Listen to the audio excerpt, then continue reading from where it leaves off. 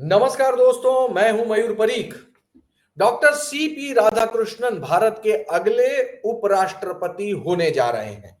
वो जगह लेंगे जगदीप धनखड़ उनकी। वही जगदीप धनखड़ जिसने इस समय बीजेपी की नींद उड़ा रखी है। विपक्ष आरोप लगा रहा है कि वो कोर्ट में जाके हैबेस कॉर्पस की पिटीशन करेंगे कि आखिर वो हमारे टच में क्यों नहीं है। अखबार में कई सारे यूट्यूबर्स ये बात बता रहे हैं कि जगदीप धनखड़ जो है वो मोदी सरकार को हटाने की साजिश रच रहे थे। लेकिन इसका जवाब जगदीप धनखड़ दें या ना दें, इस समय बात आगे बढ़ चुकी है और डॉक्टर सीपी राधाकृष्णन अगले उपराष्ट्रपति बनने जा रहे हैं। सवाल यह है कि डॉक्टर सीपी राधाकृष्णन जो महाराष्ट्र के राज्यपाल हैं, उन्हें ही बतौर उपराष्ट्रपति क्यों चुना गया? बीजेपी क्या अब तक उतने जख्म खा चुकी है कि अब वो आरएसएस छोड़ किसी भी अन्य विचारधारा के साथ जुड़े हुए व्यक्ति को महत्वपूर्ण पद पे नहीं रख सकती? सूची लंबी है। जगदीप धनखड़ ये तो अभी का नाम है, लेकिन सत्यपाल मलिक, इनके आरोपों का जवाब तक बीजेपी ठीक से दे नहीं पाई। सुब्रमण्यम स्वामी जो बीजेपी के सांसद रह चुके हैं, लेकिन इस समय उनके कुछ नुकीले सवाल मोदी सरकार को कटघरे में खड़ा करते हैं। और एक लंबी चौड़ी सूची है। जब जब नॉन आरएसएस आदमी को महत्वपूर्ण जगह पर बिठाया गया, तब तब बीजेपी के लिए हमेशा समस्या बनी रही। ऐसी क्या बात है, ऐसी क्या वजह है? इस पूरे विषय पर बातचीत करने के लिए आज हमारे साथ मिलिंद लिमिये जी मौजूद हैं। मिलिंद लिमिये जी वरिष्ठ पत्रकार हैं, राजनैतिक विश्लेषक हैं, एमएमसी न्यूज नेटवर्क के वो मालिक और संपादक हैं। आज हमारी यूट्यूब चैनल पर आए हैं। मिलिंद जी, आपका स्वागत है हमारी यूट्यूब चैनल पर।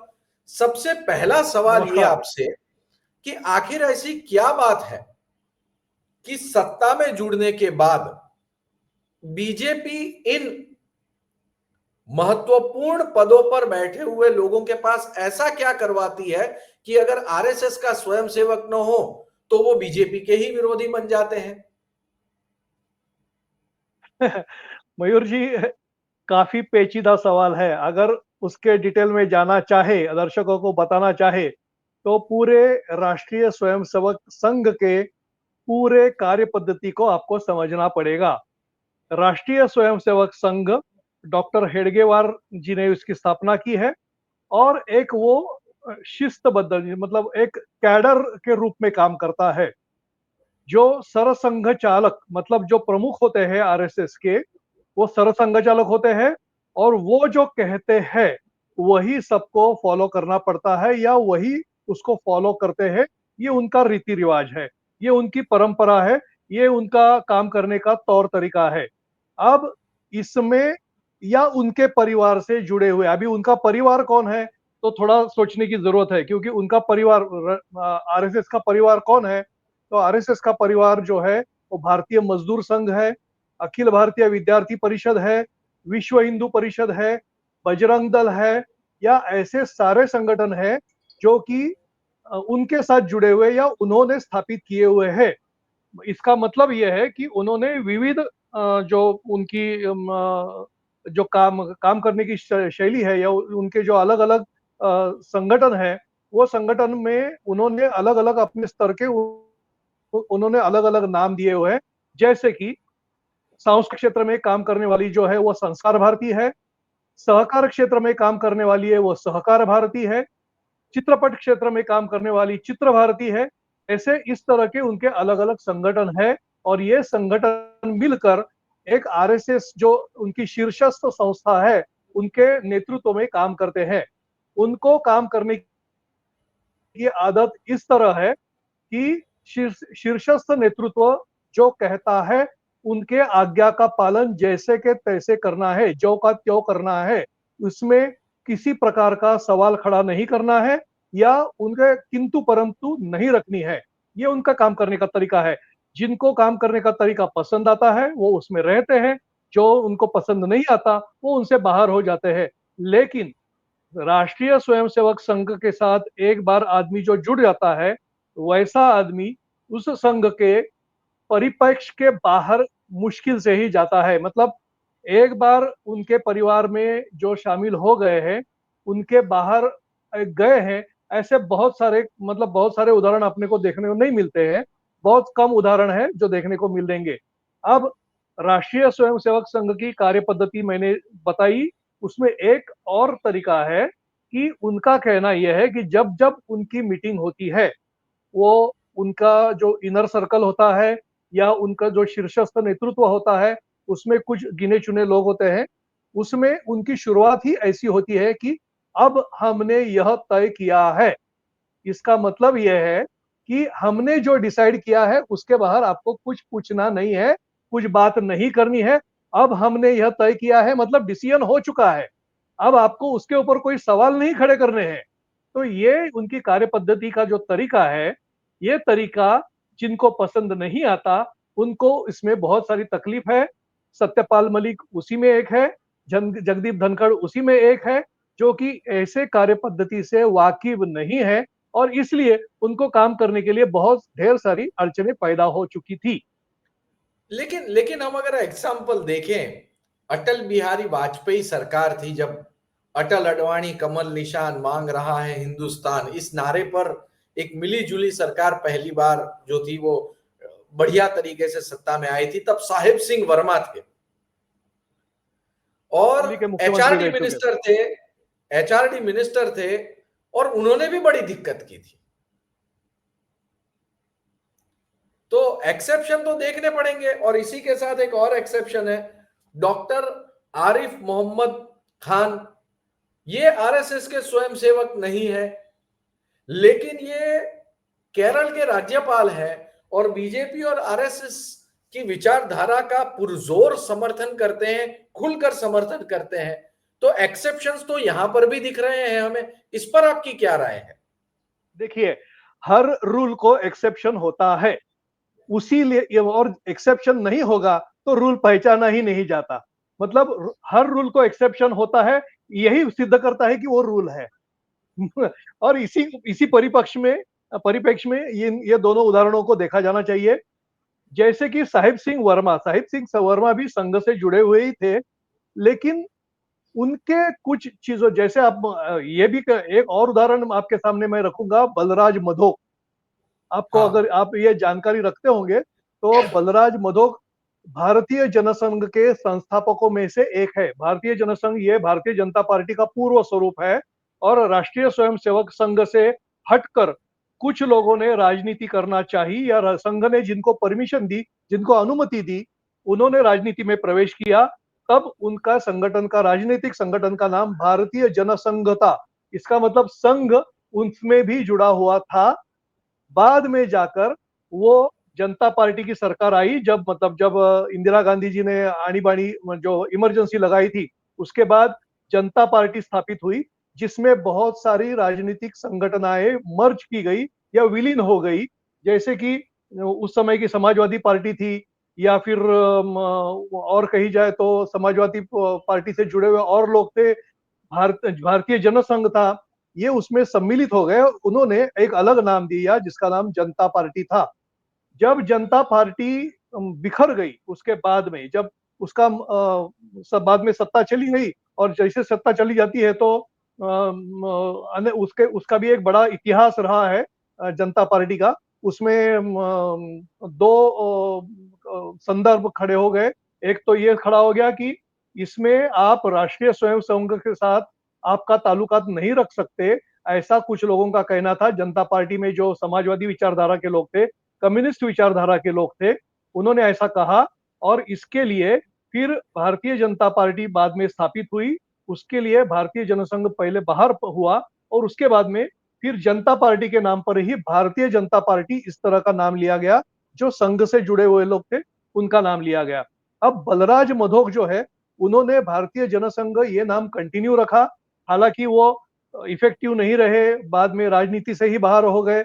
लेकिन बलराज मधोक संघ के लोग थे, संघ के जुड़े हुए थे, लेकिन उनका भारतीय जनता पार्टी के लोगों के साथ नहीं जमा। वो राजनीति के उनका जो परिप्रेक्ष्य है उसमें से बाहर हो गए, लेकिन भारतीय जनसंघ के नाम पर जब तक वो जिंदा थे तब तक वो अपना नाम चलाते रहे। तो इसमें और भी उदाहरण है, जैसे आपने बताया उसमें ये भी है। दूसरा नाम आपने लिया डॉक्टर आरिफ मोहम्मद खान का। आरिफ मोहम्मद खान केरल के राज्यपाल रह चुके हैं, फिलहाल वो राज्यपाल नहीं है।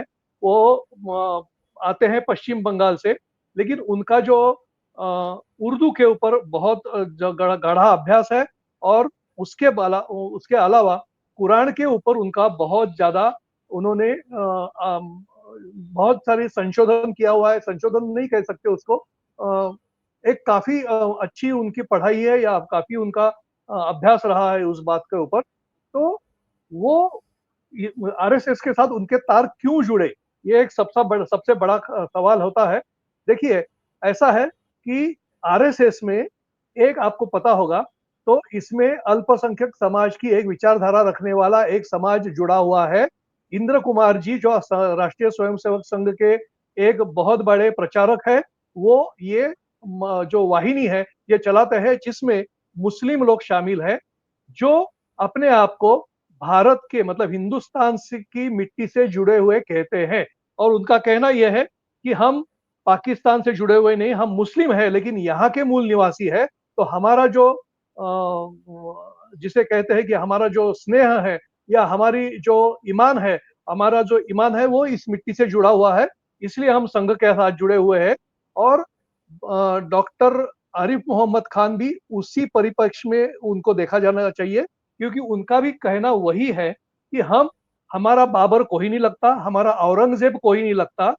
जो लोग वहां से आए थे मुगल, उनका हमें कुछ लेना देना नहीं है, क्योंकि वो बाहर से आए हुए लोग थे, इस मिट्टी से नहीं थे। इस मिट्टी से है, हम हिंदुस्तान से है, इसलिए हिंदुस्तान के ऊपर जिनकी श्रद्धा है, निष्ठा है, हम उनसे ताल्लुक रखते हैं। इसलिए शायद डॉक्टर आरिफ मोहम्मद खान की भाजपा के साथ में या जनसंघ के साथ में या कहिए आरएसएस के साथ में एक अच्छा सा खासा लगाव रहा है। और उन्होंने 5 साल लगातार केरल के राज्यपाल के रूप में काम किया। और वो जो कहते हैं कि जो इस्लाम में नहीं लिखा हुआ है, उस इस्लाम को कुछ लोग यहाँ पर लिखा हुआ करके थोपने का काम करते हैं, उनसे वो अलग वास्ता रखते हैं। इसलिए उनका कुछ मुस्लिम समुदाय के जो कट्टरवादी लोग हैं, कट्टरपंथी लोग हैं, उनके साथ उनका नहीं जमा, और वो पुरोगामी विचारधारा से अपने जो ताल्लुकात रखते हैं। इसलिए डॉक्टर आरिफ मोहम्मद खान थोड़े से बीजेपी के साइड हो गए, और उनका जो है बीजेपी के तरफ झुकाव रहा। लेकिन मिलिंद जी, एक सवाल ऐसा है कि जिसका जवाब जो है वो इस शो में अगर हमने नहीं दिया तो ये शो जस्टिफाई नहीं हो पाता है। बहुत ही कांटे का सवाल है, बतौर पत्रकार ये सवाल तो बनता ही है। संवैधानिक पद पे आरएसएस का आदमी बिठाना ये बीजेपी के लिए मजबूरी क्यों है, नंबर एक। या नंबर दो, ऐसी क्या बात है और ऐसा क्या काम बीजेपी इन संवैधानिक पदों पर बिठाए हुए लोगों के पास करवाती है कि अगर वो संघ के बैकग्राउंड के ना हो तो उठ के भाग खड़े हो जाए। सिर्फ संघ का आदमी ही ये प्रेशर को झेल सकता है, कुछ ऐसा है? हाँ, देखिए ऐसा है कि संघ के अंदर जो विचारधारा है, उस विचारधारा को अगर हम जो माध्यमों के द्वारा हमें पहचानी जाती है, या जहां तक हम पहचान रखते हैं उस विचारधारा को, वहां तक उनका जो कहना है वो राष्ट्र सर्वोपरि, इस प्रकार का उनका काम है। उनका कहना यह है, राजनीति के परिप्रेक्ष्य में राष्ट्र को नहीं देखा जाना चाहिए। राष्ट्र राष्ट्र होता है, और राष्ट्र की निर्माण के लिए या राष्ट्र की प्रगति के लिए एक अलग विचारधारा की जरूरत है, और उसको अलग परिप्रेक्ष्य में ही आपको देखना पड़ेगा। आपको राजनीति से उसको अलग रखना पड़ेगा। और राष्ट्रीय स्वयंसेवक संघ, चूंकि वो राष्ट्रीय संगठन राजनीतिक संगठन नहीं है, इसलिए वो एक सांस्कृतिक, अपने आप को वो सांस्कृतिक संगठन कहलाता है, और है वास्तविक रूप में है भी, क्योंकि उनका कोई भी व्यक्ति और उनका कोई भी आदमी एक बार अगर राजनीति में चला जाता है तो फिर वो राष्ट्रीय स्वयंसेवक संघ के लिए काम नहीं करता, या फिर उनके पास से जो आदमी राजनीति में भेजे जाते हैं वो फिर राष्ट्रीय स्वयंसेवक संगठन के मतलब संगठन में नहीं लिए जाते। ये आज तक का इतिहास रहा है। अगर कुछ अपवाद है तो ऐसा मेरे नजर में तो नहीं है। आपके पास कोई ऐसा है तो आप बिल्कुल मुझे करेक्ट कर सकते हैं। लेकिन उनकी जो विचारधारा है वो ये है कि हमने राष्ट्र निर्मिति का काम शुरू किया है। अब राष्ट्र निर्मिति का काम उनके परिप्रेक्ष्य में या उनके विचारधारा से कुछ अलग है, और वो राष्ट्रीय स्वयंसेवक संघ में काम करने वाले जो है या उनके जो फॉलोअर है वो भली भांति जानते हैं उनकी विचारधारा को किस तरह फॉलो किया जाता है। ये उनको अच्छी तरह से वाकिफ है, वो लोग उनको वो अच्छी तरह से जानते हैं, इसलिए वो कोई सवाल नहीं खड़े करते। मैंने पहले ही कहा कि अब हमने ये तय किया है, तो अब हमने जो तय किया है वो तय किया है, उसके ऊपर कोई चर्चा नहीं, उसके ऊपर कोई किंतु परंतु नहीं। जो बाहर से आदमी आता है वो बाहर का आदमी उसमें किंतु परंतु खड़ा करता है। हो सकता है वो वास्तविकता हो सकता है उनके उसके जो किंतु परंतु हो वो जायज हो, लेकिन संघ को इस तरह काम करने की आदत नहीं है। और कोई भी आप संघ की बात मत हम लेकर बैठे इसलिए बात कर रहे हैं। आप किसी भी पार्टी में जाइए, कांग्रेस में जाइए, समाजवादी पार्टी में जाइए, लालू प्रसाद की पार्टी में जाइए, यहाँ महाराष्ट्र में जो बाला साहब नहीं, ठाकरे लालू की जो प्रसाद की शिवसेना थी। पार्टी का नाम नहीं लूंगा, क्योंकि लालू प्रसाद पार्टी ये तत्व पे चलना पार्टी नहीं है। नहीं समाजवादी फिर भी एक जमाने की मैं हो मैं सकती है, बसपा हो सकती है, यहां तक आरपीआई भी हो सकती है, मैं आरपीआई भी मैं हो सकती है, मैं बसपा भी मैं हो सकती है, लालू प्रसाद यादव की पार्टी नहीं हो सकती। मैं सिर्फ उस पार्टी का नाम इसलिए ले रहा था कि जो भी पार्टी का प्रमुख होता है उसने एक बार जो तय कर लिया, जैसे कि आप शरद पवार ले लीजिए, एनसीपी जब एक साथ में थी तभी एक बार उन्होंने कह दिया तो उसके ऊपर कोई सवाल खड़े नहीं किए जाते। ये मतलब ये भाजपा की या आरएसएस की विचारधारा नहीं है, सब पार्टी की विचारधारा ऐसी ही है। हम किसी आरएसएस को या भाजपा को कोई सिंगल आउट करने की कोई जरूरत नहीं है। लेकिन राष्ट्र निर्मिति के बारे में उनके जो विचार है राष्ट्रीय स्वयंसेवक संघ के, उनके विचार कुछ अलग है, और वो विचार वही समझ सकता है जो संघ के साथ जुड़ा हुआ है। इसलिए उन्होंने सत्यपाल मलिक, सुब्रमण्यम स्वामी या अभी जगदीप धनखड़ ऐसे लोग आजमा कर देख लिए, लेकिन उनको अपने चौकट में वो रख नहीं पाए, या जो जिनको रखा गया वो चौकट लांघने की कोशिश उन्होंने की। इसलिए उनको जो काम करना है वो काम वो नहीं कर पाते हैं, स्मूथली नहीं कर पाते। देखिए ऐसा होता है कि अपने घर में भी हम लोग अगर सोचे तो हम कुटुंब के प्रमुख कहलाते हैं, और हमने जो घर में कह दिया कि भाई ऐसा करना है और हमें कोई सवाल खड़ा कर दिया तो हमें अच्छा लगता है क्या? हमें अच्छा नहीं नहीं, लगता, क्योंकि हम जो सोचते हैं वो हमारे कुटुंब के प्रति अच्छा ही सोचते हैं, ऐसा ही हमारा कहना है। और हम ये चाहते हैं कि हम जो कहते हैं वो कुटुंब के प्रति योग्य ही है, इसलिए उसका फॉलो या उसको जो फॉलो करना वो सभी ने करना चाहिए। कोई सवाल खड़ा नहीं करना चाहिए।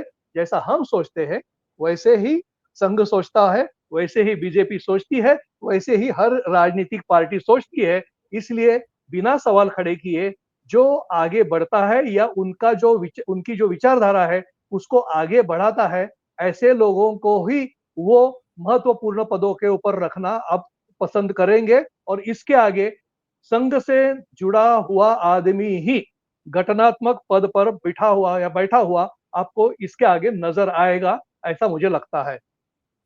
देखिए, एक चीज और भी है, संघ परिवार निश्चित तौर पर मानता है कि हजारों वर्ष से भारत पर जो आक्रमण हुआ वो अभी भी जारी है, वो रुका नहीं है। वॉर जो शुरू हुआ, ये वॉर आज भी जारी है। एक धर्मांतरण हुआ तो वो भी एक युद्ध के समान, एक लव जिहाद का किस्सा हुआ, ये भी युद्ध के समान। और ऐसे में जो हिंदू राष्ट्रवाद की परिकल्पना संघ ने राष्ट्र के सामने रखी है, बीजेपी उसकी एक पॉलिटिकल विंग है जो इस समय पावर में है, और वो कहते हैं कि राजनीति ये माध्यम है समाज कारण का, समाज में बदलाव लाने का। राजनीति यह एक स्थायी जगह नहीं है बैठे रहने का। कुछ इस तरह की विचार जो है, इस तरह के विचार संघ के हैं। तो कुल मिलाकर यह कहना भी, मिलिंद जी आपकी बात सुनने के बाद गलत नहीं होगा कि संवैधानिक पद पर बैठने के बाद राष्ट्र को आगे बढ़ाने के लिए अगर कुछ अधिक कदम उठाने पड़े तो वो भी उठाकर अपने आप को आग में झोंकने की क्षमता रखने वाला आदमी ही अब यहां से आगे इस पद पर बैठ पाएगा।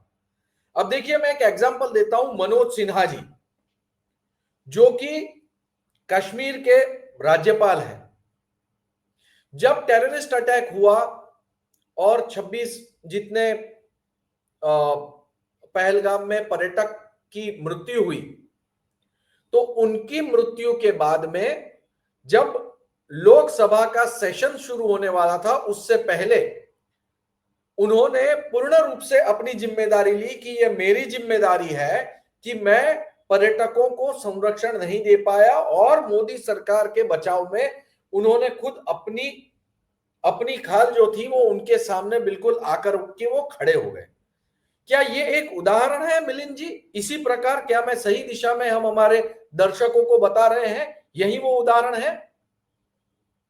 बिल्कुल ऐसा उदाहरण बिल्कुल है, क्योंकि देखिए अभी पाकिस्तान और भारत का जो अभी फिलहाल जो ऑपरेशन सिंदूर हुआ, जैसे आपने अभी बात की पहलगाम अटैक की, उसमें जो ऑपरेशन सिंदूर हुआ, उस ऑपरेशन सिंदूर में भी आपने देखा होगा कि सेना को खुली छूट दी गई थी, और चूंकि सेना यही चाहती है कि अपने कार्य को बताने के लिए या अपना कर्तृत्व जो है वो सिद्ध करने के लिए हमें खुली छूट चाहिए। तो देखिए ऐसा है कि राष्ट्र के बारे में जब आप सोचते हो या राष्ट्र का नेतृत्व आप जब करते हो, तब आपको अंतरराष्ट्रीय परिप्रेक्ष्य देखना जरूरी होता है। आपको आपके आजू-बाजू में क्या चल रहा है ये देखना भी ज़रूरी होता है, और आपके व्यापार का जो सिस्टम है वो भी डिस्टर्ब नहीं हो, ये भी देखना ज़रूरी होता है। और आपकी जो अर्थव्यवस्था है, इस अर्थव्यवस्था को आपको सुचारू रूप से चालू रखना या जारी रखना बहुत ज़रूरी होता है। इसलिए इसको ये एक कोई भी एक जब निर्णय आप लेते हो, इस निर्णय के बारे में आपको 100 बार सोचना पड़ता है। हर परिप्रेक्ष्य में आपको सोचना पड़ता है।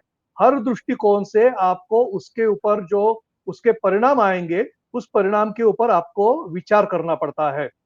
तो आरएसएस का जो काम करने का सिस्टम है या उनका जो कहना है कि राष्ट्र को राष्ट्र के तरीके से ही सोचना पड़ेगा, हमको अंतरराष्ट्रीय दबाव में हमको आना है, नहीं आना है। हम देखिए आज तक नेहरू जी के हिसाब से अगर कांग्रेस का अगर हम लोग थोड़ा-सा इतिहास देखेंगे, तो हम जो है वो हम लोग न्यूट्रलाइज़ पावर थे। हम लोग मतलब एक तीसरी शक्ति थे। चूँकि पहली शक्ति रशिया थी, दूसरी शक्ति अमेरिका थी, और हम न्यूट्रलाइज़ लोग थे। हमारा जो कहना था वो तीसरी शक्ति थी। अब हम यहाँ पर तीसरी शक्ति के रूप में उभर नहीं रहे हैं। हमें हम कभी अमेरिका से साथ में जाना चाहते हैं, कभी रूस के साथ जाना चाहते हैं, लेकिन चूँकि रूस हमारा बहुत सालों का दोस्त है, और इसलिए हम रूस के साथ लगातार जुड़े हुए हैं। लगभग 40% जो क्रूड ऑयल है उसकी खरीदी हम लोग रूस से कर रहे हैं। इसके लिए हम अमेरिका से उनका जो टैरिफ है वो झेल रहे हैं। लेकिन ये सब देखने का मतलब है, देखिए पहलगाम का जो हमला है उसको बहुत छोटे चौकट में नहीं देखा जाना चाहिए, क्योंकि पहलगाम का हल इस तरह के छुपे युद्ध पाकिस्तान लगातार कर रहा है। लेकिन ऑपरेशन सिंदूर होने के बाद पाकिस्तान का रवैया दिखाने के लिए नहीं, लेकिन अंदर से बदला हुआ है, ये हम समझ सकते हैं। जो एक जानकार व्यक्ति है, जो एक राजनीतिक विश्लेषण करने वाला है, जो विश्लेषण करने वाला है, युद्ध भूमि का विश्लेषण करने वाला हो या अंतरराष्ट्रीय परिस्थिति का विश्लेषण करने वाला हो, ये समझ सकते हैं कि हम अब अमेरिका के सामने भी झुक नहीं रहे हैं। आपको समझना पड़ेगा लगभग 50% टैरिफ हमारे ऊपर लग चुका है और 50% टैरिफ लगने के बाद हमारी अर्थव्यवस्था चरमरा जा सकती है। और ये होने के बावजूद भी आज के तारीख में, चूंकि ये एक लंबा समय है, अर्थव्यवस्था को चरमराना टाइम लगता है उसके लिए, लेकिन उसके बावजूद भी हमने अपने आप को अलग-अलग देशों के साथ में, देखिए आज की तारीख में अमेरिका हमारे खिलाफ हो गया, हम चीन से वार्तालाप करना चालू कर दिए हैं, रूस से हमारा वार्तालाप हो चुका है। तो हम जो है अमेरिका के खिलाफ कौन-कौन है, उनको अपना नया मित्र बनाने की कोशिश कर रहे हैं। यही राष्ट्र निर्मिति का काम है। आपको यही सोचना पड़ेगा और यही सोचने के लिए थोड़ा-सा विस्तार में जाना पड़ेगा, थोड़ा-सा आपको अध्ययन करना पड़ेगा और आपको लगातार बोलना नहीं, मतलब पहलगाम का अटैक हो गया, पहले पुलवामा का अटैक हो गया, तुरंत कुछ भी बोल दिया, ऐसे नहीं होता। पहलगाम का अटैक होने के बाद में ऑपरेशन सिंदूर चलाया गया, हमारा एक भी सैनिक वहां पर नहीं गया, फिर भी 100 से ज्यादा आतंकवादी या उनके ठिकाने ध्वस्त हो चुके हैं।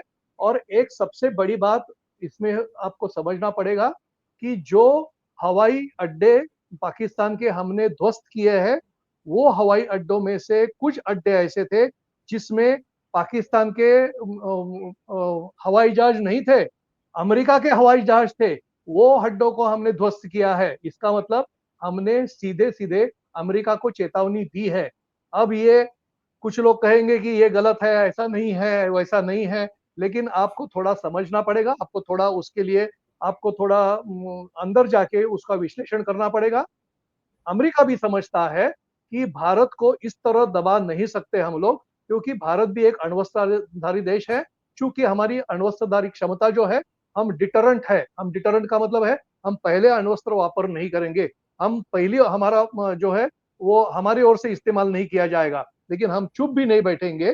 पानी और खून साथ में नहीं बहेगा, ये बार बार प्रधानमंत्री कह रहे हैं।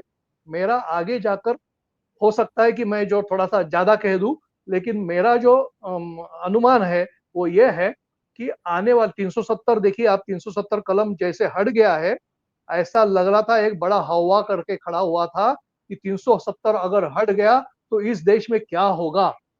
कुछ भी नहीं हुआ। 370 कश्मीर भी नहीं जल उठा।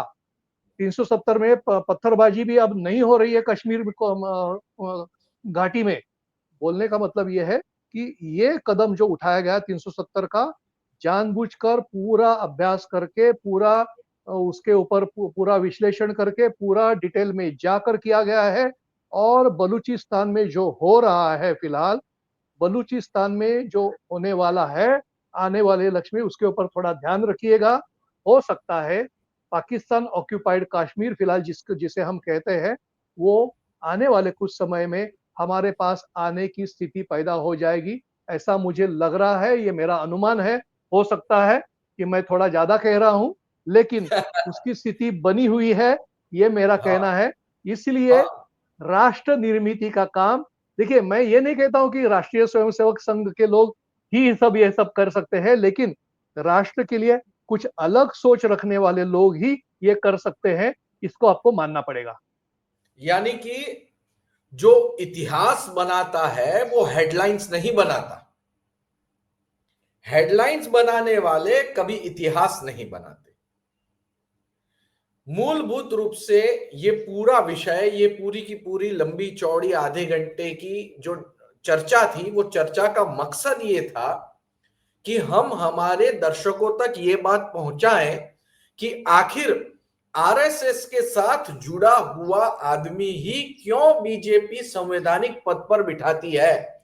और एक वाक्य में जवाब यह है कि अगर राष्ट्र निर्माण और सिद्धांतों के आधार पर ही आगे बढ़ना हो, तो ऐसे आदमी को वहां बैठना जरूरी है जो आदमी अपना बलिदान भी देने से न चूके, और जो आदमी एक बार निर्णय ले लिया गया हो तो उसी की लकीर पर ज्यादा चले, क्योंकि थिंक टैंक कोई और है, कानून की चौकट कहीं और है, अंतरराष्ट्रीय व्यवहार कहीं अलग है, व्यापार कहीं अलग है, और आज के कायदे कानून कहीं अलग है। इस पूरे के पूरे गड़बड़ झाले में जो अपना गला काटने की तैयारी रखता है वो ही इस समय इस पद पर बैठ सकता है। मिलिंद जी, आपने अपना बहुमूल्य समय हमें दिया और मुझे लगता नहीं है कि इतने जटिल विषय को आपके अलावा और कोई भी व्यक्ति इतना सरलता से हमें समझा पाता। ये डिबेट कोई सीटें जीते सीटें हारे वगैरह, किसने किसका अपमान किया, ऐसी कोई स्पाइसी डिबेट ये नहीं थी, ऐसी कोई झगड़े वाली ये बात नहीं थी। ये मुद्दा समझने की चर्चा थी कि आखिर संवैधानिक पद पर बीजेपी संघ के आदमी को क्यों बिठाती है। और जो ये शो अंत तक देखा उसे ये बात समझ में आई होगी, ऐसी हमारी अपेक्षा है। अगर आपको ये डिबेट पसंद आई हो तो आप इस वीडियो को लाइक करें, वीडियो को शेयर करें। आप खुद क्या सोचते हैं ये वीडियो के नीचे कमेंट बॉक्स में जरूर लिखें। मिलिंद जी, आप हमारे शो में आते रहते हैं, अब की बार आए और अपना बहुमूल्य समय दिया, इसके लिए आपका बहुत बहुत धन्यवाद। तो दोस्तों, इसी तरह की रचनात्मक चर्चा के लिए हमारी चैनल को सब्सक्राइब करके बेल आइकन जरूर दबाएं ताकि हमारे नोटिफिकेशन आपको मिलते रहें। ये वीडियो आपने अंत तक देखा, इसके लिए बहुत बहुत धन्यवाद।